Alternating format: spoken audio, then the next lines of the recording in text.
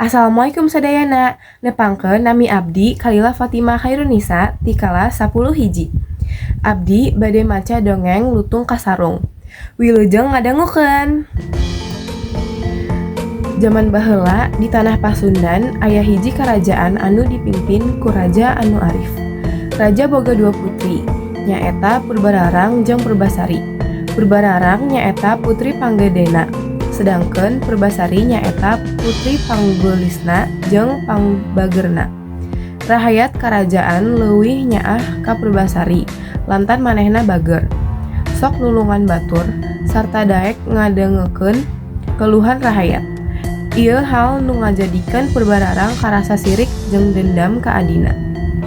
Purbararang tuluy ngayakeun fitnah, nyebut yen Purbasari gering aneh sarta teu pantes jadi putri karajaan.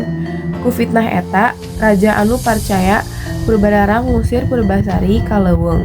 Sanaos sedih, Purbasari tetep ikhlas jeung narima nasibna. Di leuweung, Purbasari hirup nyalira, tapi henteu lila. Anjeunna patepang jeung hiji lutung hideung anu kacida bijaksanana.